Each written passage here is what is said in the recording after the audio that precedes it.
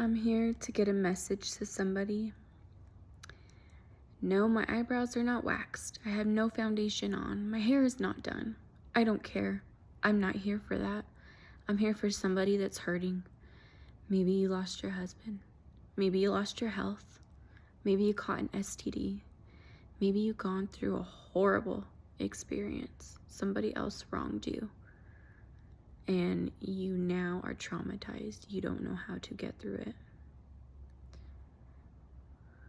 Or maybe you're going through a hard time in life. You're experiencing homelessness. Or maybe you're just lonely. Whatever it is, it could be something I didn't name. This is for somebody that's hurting, okay? This is a space of love and compassion and healing. I don't care what you look like. I don't care what I look like. I care what you went through. And I'm here to tell you, I'm so sorry that happened to you. We're always looking for a reason why something happened in life. Sometimes there's reasons, but sometimes there's not. Okay? Life is not fair, we know that. And it always seems the worst things actually happen to the best people. How fair is that? That stings just a little bit more, I feel like. But I want to tell you, one day, your life is going to be whole and complete, even if it doesn't feel like it right now. Maybe you've reached your end.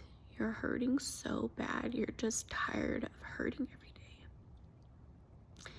You want to be here, but you don't want to hurt anymore. Don't let them take you out like that, okay? Hang in there a little bit longer, because I'm here to tell you something good is coming. I don't care if they say it can't be fixed. I don't care if they say there's no cure. I don't care if they never told you I'm sorry and never made it right. I'm here to tell you it's coming, okay? Your redemption is coming, I promise. It doesn't feel like it. It doesn't look like it. But it's coming, okay? You just gotta hang in there. When you've reached the very, very bottom and you feel like you can't take anymore, and then something else happens to you, sometimes in life, circumstances hit you back to back, okay? I want to talk to you guys real quick. Even if you don't relate to this video, you might relate to one of my other videos of things, crazy things in my life that have happened to me.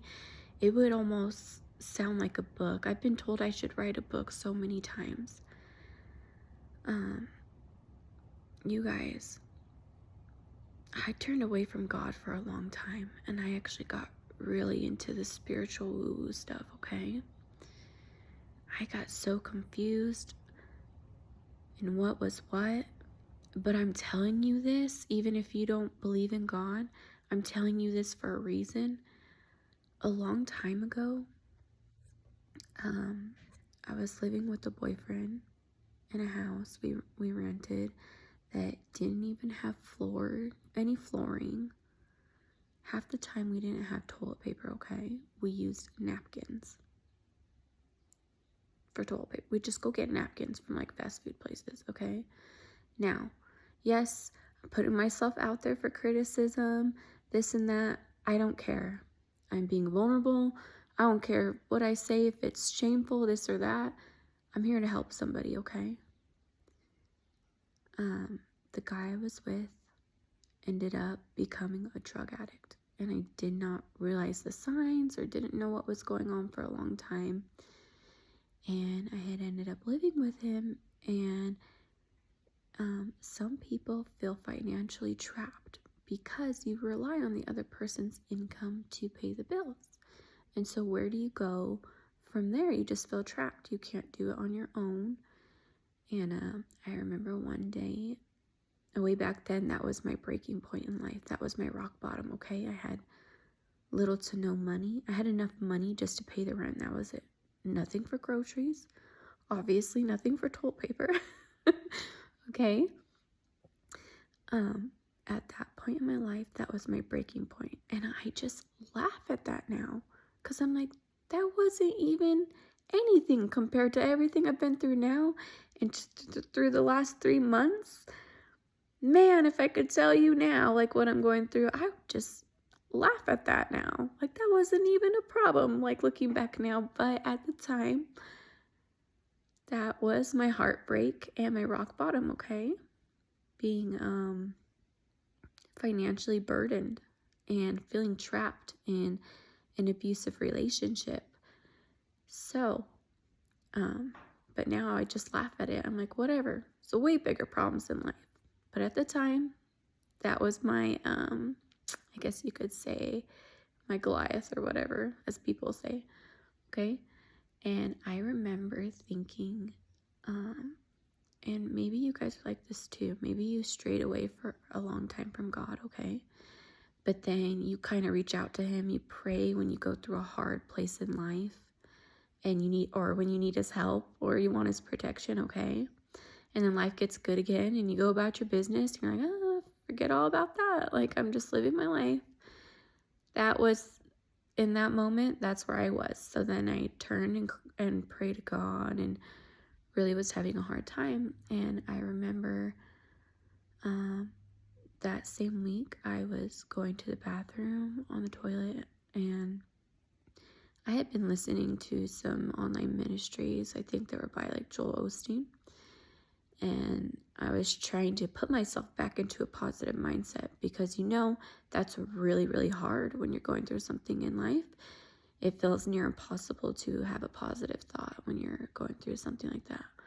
So then I decided, okay, well, I need to just keep praying and this and that. And I ended up just crying really hard. I was still going pee on the toilet. I was crying really, really hard and my phone started ringing. I had gotten a phone call from a girl that had lived with me like 3 or 4 years before that. And I don't even think we had hung out since then. Once in a while, like, we had said hi to each other. Like, it was hardly ever, like, over text. And she called me. And you guys, I had gotten a job that I never even applied for, okay? That I didn't even know was an option. She was a CNA at the time. And she had applied with a company that put her to, that basically put her in people's homes that were on hospice to take care of them. Well, the home she got placed in was a really rich lady. And her husband had already passed. She didn't have any kids or any family that was close at all, I don't think. And so, basically, like, her employees had become her family. So one lady that worked for her, she was like the head CNA or whatever, but she actually didn't do any CNA work before. The lady that was supposed to be taken care of, okay, my friend was taking care of her. Before the lady's husband had passed, he hired a lady and said, I'll put you in the will. Like, they're rich people. He said, I'll put you in the will, but only if you stay on all the way until my wife has passed. So the older lady that was being taken care of, she was a really mean older lady. And I mean really mean, like, not just verbally, but like physically, she was very mean. And it was just to the point, like, even the lady that worked for her told me she had worked for her for like 30 years or something, or I don't know how long, but she had made her cut all her hair off. Like, all her employees had to have their hair a certain way, like everything, no matter what the job title was. Like, anyways, so this lady stayed on because she was in the will or whatever. But what she did was she hired 2 CNAs under her. One was my friend, but it was too much because it was a 24-hour shift. The lady needed constant care, toileting, feeding, whatever. She was basically like towards the end of her life, but she was still like kind of conscious here and there when she wasn't like sleeping all the time. And anyways, they need another CNA. So the original CNA lady, she's like 60 something, you know, she's trying to stay on to stay in the will or whatever, but she's getting so old it's hard for her to lift this lady that, you know, they're taking care of. And so she kept bugging my friend, don't you know anybody? Don't you know anybody that's a CNA? Blah, blah.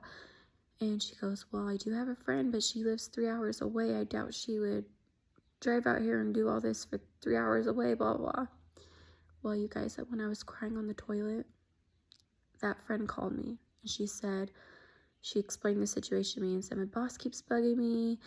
I don't know anyone else. I just thought I'd tell you just in case, blah, blah, blah. And I was like, 3 hours away, like that's going to be a lot of gas money.